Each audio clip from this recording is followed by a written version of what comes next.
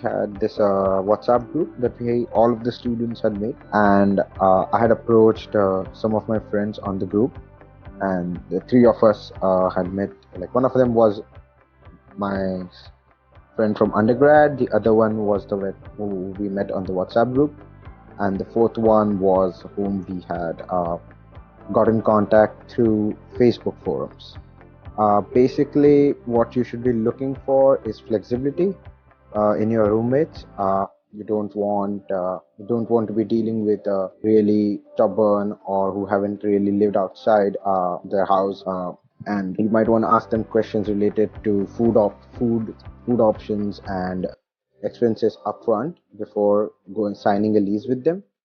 It will help you a lot while staying there. And for housing at USC, I would say, uh, in particular with USC, try not to be on the west side of the campus. Try to stay on the north or the east. That is better.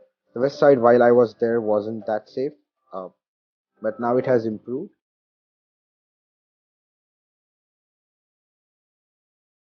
Generally, we did everything by four, like the four of us, except for some things like if one of us is a vegetarian, then obviously he's not accounted for meat. But everything else was split by four. And I think it's good to have the understanding that, like, say, I can give an example that if you buy a box of croissants and there are 20 croissants, all of us are gonna get five each. Sometimes it's gonna go 10 and everyone's gonna get three or something like that. And in the long run, it balances out. So you don't wanna start an argument or like learn to pick your battles, basically. That would be my advice.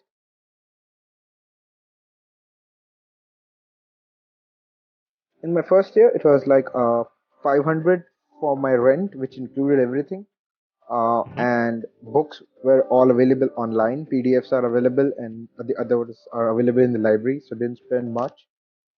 Food, I would say, so totally, I would say around 650 would be my monthly expense with rent and food.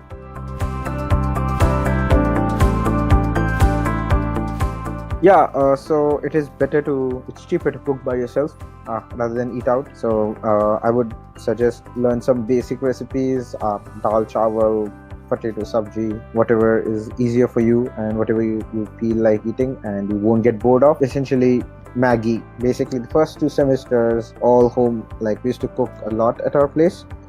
Then later on, when we had internships, we would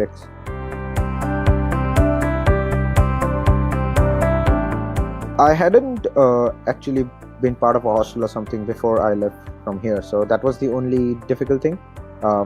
Doing everything on your own and studying at the same time. I think that was the only difficult thing I would say about transition.